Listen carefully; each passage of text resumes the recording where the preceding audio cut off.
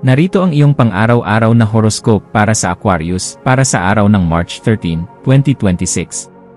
Sa pagsikat ng araw na ito ng March 13, mararamdaman mo ang isang kakaibang daloy ng enerhiya na nag-uudyok sa iyo na palayain ang iyong isipan mula sa mga lumang kaisipan at yakapin ang mga makabagong ideya na dumarating sa iyong buhay.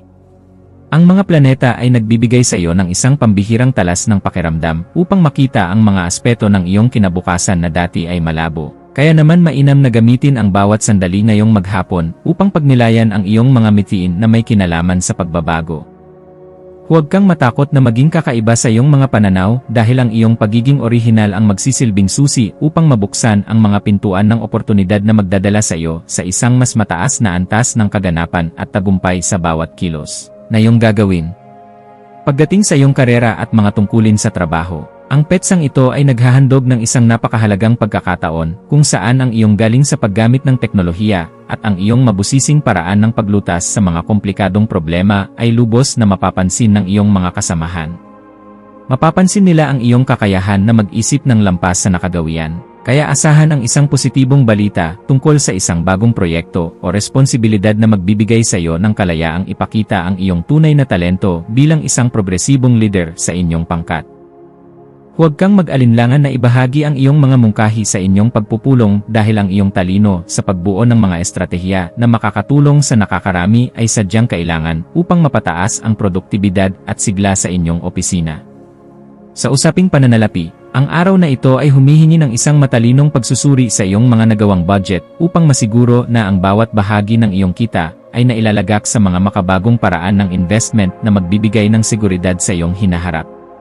Maaaring may lumitaw na oportunidad para sa isang negosyo na may kinalaman sa digital na sining, makabagong kagamitan, o anumang gawaing naglalayong mapabilis ang serbisyo sa publiko. Ngunit kailangan mong maging mabusisi sa bawat detalye bago ka maglabas ng iyong pinaghirapang pondo. Ang pagiging masinop sa iyong mga gastusin para sa mga panandaliang hilig at ang paglalaan ng sapat na halaga para sa iyong sariling kalayaan sa hinaharap ay magbibigay sa iyo ng ganap na kagaanan sa loob ng iyong puso at katiyakan sa bawat hakbang mo. Ang aspeto ng pag-ibig at pakikipag-ugnayan para sa Aquarius ay nasa isang yugto ng napakalalim na pagkakaintindihan at pagpapahalaga sa intelekwal na koneksyon kung saan ang iyong puso ay naghahangad ng isang relasyon na puno ng kislap ng respeto at sapat na espasyo para sa iyong paglago. Ang pagpapakita ng iyong pagmamahal sa pamamagitan ng pakikipagpalitan ng mga makabuluhang kaisipan o ang pakikipag-usap ng mahinahon tungkol sa inyong mga adhikain para sa ikabubuti ng inyong ugnayan ay lalong magpapatatag sa inyong pagsasama sa bawat sandali ngayong araw. Para sa mga naghahanap pa ng makakasama, ang iyong misteryoso ngunit kagalang-galang na aura ay magsisilbing magnet para sa mga taong naghahangad ng isang partner na may matibay na paninindigan at marunong magpahalaga sa tunay na ganda ng pagkakaroon ng malayang kaisipan. Ang iyong kalusugan ay dapat maging isa sa iyong mga pangunahing prioridad sa pamamagitan ng pagbibigay ng sapat na atensyon sa iyong mga binti, bukong-bukong, at sa iyong pangkalahatang sirkulasyon ng dugo na maaaring makaramdam ng tensyon dahil sa iyong matinding pagtatrabaho sa harap ng computer. Ang iyong katawan ay humihiling ng sapat na pahinga at pagkain ng mga pagkaing nagpapalakas ng iyong nervous system upang mapangalagaan ang iyong ningning habang tinatapos mo ang iyong mga mabusising obligasyon ng may sapat na katuwiran at lakas sa bawat sandali. Ang pagsasagawa ng mga ehersisyong nagpapalakas ng iyong koordinasyon o ang simpleng pag-upo ng tahimik sa gabi upang pagnilayan ang iyong mga nagawa ay makakatulong upang mailabas ang mga negatibong vibes at mapalitan ito ng sariwang inspirasyon. Sa iyong pakikipagkapwa-tao, ang iyong papel bilang isang matalinong tagapayo na may malawak na pananaw ay magiging sentro ng atensyon, lalo na sa mga taong nangangailangan ng iyong mabusising opinyon upang maresolba ang kanilang sariling mga suliranin sa lipunan. May isang kaibigan o malapit na kasama na maaaring lumapit sa iyo upang humingi ng tulong tungkol sa kung paano magiging mas epektibo sa pagtulong sa iba. At ang iyong mga salita ay magsisilbing gabay na mahalaga upang sila ay magkaroon ng bagong pag-asa at direksyon. Maging mapagmasid sa bawat pakikipag-usap dahil ang bawat impormasyon na iyong ibabahagi ay nagtataglay ng kapangyarihan na makapagpabago ng pananaw ng iba nang may sapat na pagkilala sa kanilang sariling kakayahan at kalayaan sa bawat kilos na gagawin. Ang iyong malikhaing isipan ay magkakaroon ng pambihirang kislap sa hapon, lalo na sa mga gawaing may kinalaman sa pagdidisenyo, pagsusulat ng mga makabagong kwento, o anumang paraan ng pagpapahayag na nagpapakita ng iyong pagiging mabusisi sa sining ng paglikha ng mga bagay na kapaki-pakinabang. Huwag mong limitahan ang iyong sarili sa mga karaniwang pamamaraan lamang. Bagkus ay subukan ang mga makabagong estilo na magpapakita ng iyong galing habang pinapanatili ang kalidad at dangal ng iyong mga gawa para sa iyong sariling kaganapan at tagumpay. Ang pagbuo ng isang bagay na may layuning magbigay ng kalinawan at saya sa pakiramdam ng marami sa pamamagitan ng iyong mga natatanging talento ay nagbibigay sa iyo ng ganap na kagalakan na sadyang napakahalaga para sa iyong asenso. Para sa pamilya, asahan ang isang kaganapan sa loob ng tahanan na mangangailangan ng iyong pagiging mahinahon upang maging maayos ang takbo ng inyong samahan sa kabila ng mga posibleng maliliit na usapin tungkol sa inyong mga tungkulin o pagbabago sa loob ng bahay. Ang iyong presensya ay magbibigay ng kagaanan dahil kaya mong magpaliwanag sa paraang madaling intindihin at may sapat na pagkilala sa nararamdamang pangangailangan ng bawat miyembro ng iyong pamilya sa bawat oras ng inyong pagsasama sa loob ng tahanan. Maging mapagpatawad sa mga pagkukulang ng iyong mga mahal sa buhay, at maging isang gabay na laging handang tumulong sa pag-aayos ng anumang aberya. Dahil ang matatag na pundasyon sa loob ng tahanan ang tunay mong sandigan sa bawat hamon na inyong haharapin. Ang iyong intuwisyon ay magsisilbing isang matalas na kumpas sa pagpapasya tungkol sa isang bagong oportunidad na may kinalaman sa iyong personal na paglago o sa pagpapaganda ng iyong sariling kasanayan sa pakikipag-ugnayan sa mga taong may malalim na karanasan.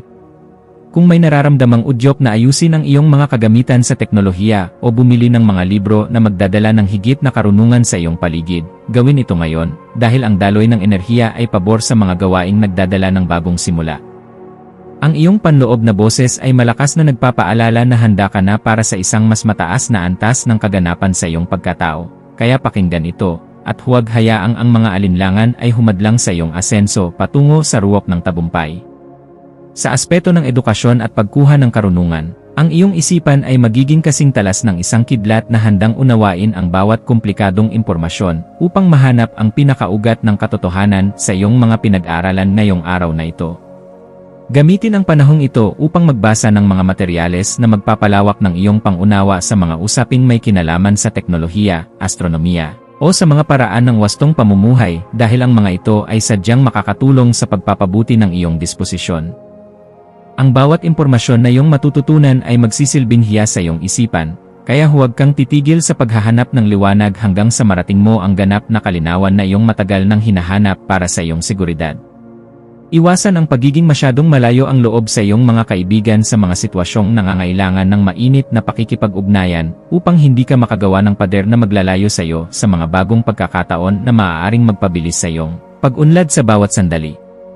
Ang pagpapanatili ng isang balanse sa pagitan ng iyong pagiging mabusisi sa iyong mga mitiin at ng iyong pagiging mahinahon sa pakikitungo sa iba ay isang kasanayan na dapat mong pagtuunan ng pansin ngayong araw upang mas lalo kang irespeto ng lahat. Ang pagpili sa kung ano ang nakakabuti sa iyong pangmatagalang mitiin nang hindi isinasakripisyo ang iyong mga prinsipyo ay magbibigay sa iyo ng mas mabilis na resulta at mas malalim na kagalakan sa bawat sandali ng iyong pakikipagsapalaran. Ang iyong espiritual na aspeto ay nangangailangan din ng pagkalinga sa pamamagitan ng paghahanap ng sandali ng katahimikan sa gitna ng iyong abalang schedule upang muling makakonekta sa iyong panloob na lakas na nagbibigay ng direksyon sa iyong buhay. Ang pagninilay-nilay tungkol sa iyong mga tunay na hangarin para sa isang makabuluhang pamumuhay na puno ng kislap ng katotohanan ay magbibigay sa iyo ng sagot kung bakit kailangan mong maging matatag at kung paano mo magagamit ang iyong talino para sa kabutihan. Ang pagpapasalamat sa bawat biyaya, maliit man o malaki, na iyong natatanggap ay magbubukas ng pinto para sa mas marami pang milagro. Kaya panatilihin ang iyong integridad at ang iyong pagiging marangal sa lahat ng pagkakataon na ibinibigay sa iyo sa maghapon. Maging mapagmasid sa mga dokumento, email, o mga mensaheng iyong matatanggap ngayong hapon, lalo na ang mga may kinalaman sa iyong mga personal na proyekto, kontrata sa trabaho, o mga legal na usapin na may kinalaman sa iyong mga ari-arian. At siguraduhin na naintindihan mo ang bawat detalye. Ang paghingi ng payo sa mga taong may sapat na karanasan sa iyong larangan o sa iyong mga mentor ay isang matalinong hakbang na dapat mong gawin upang maprotektahan ang iyong mga interes at ang iyong pinaghirapan sa loob ng mahabang panahon. Ang pag-iingat sa ganitong mga usapin ay magbibigay sa iyo ng kapanatagan na ang iyong mga hakbang ay nasa loob ng katuwiran at hindi ka malalagay sa alanganin dahil lamang sa kakulangan sa mabusising pagsusuri ng mga impormasyon. Sa pagdating ng gabi, maglaan ng oras upang ayusin ang iyong kapaligiran at ang iyong isip sa pamamagitan ng paggawa ng mga bagay na nagpapakalma sa iyong sistema gaya ng pag-aayos ng iyong mga gadget o ang pag-aayos ng iyong workspace para sa mas maayos na daloy ng trabaho bukas.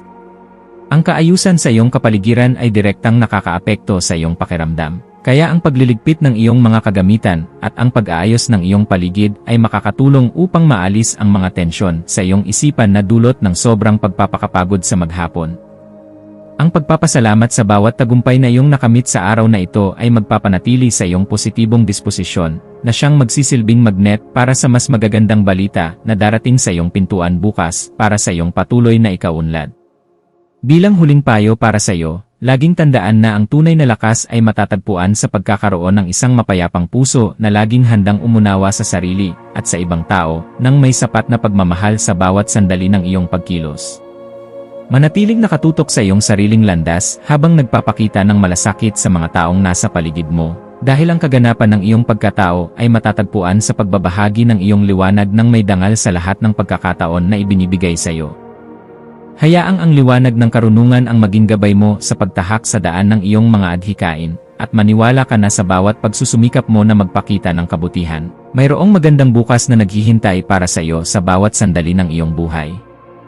Ang iyong mga maswerteng numero para sa araw na ito ay 1, 7, at 19. Ang iyong maswerteng kulay ay asul o pilak na sumisimbolo sa katalinuhan at inobasyon. At ang maswerteng gawain para sa araw na ito ay ang pag-aayos ng iyong mga file sa computer, ang mabusising pag-aaral ng isang bagong software, o ang pakikipag-usap sa isang grupo ng mga taong may parehong adhikain upang muling mahanap ang iyong kagalakan at sigla sa buhay.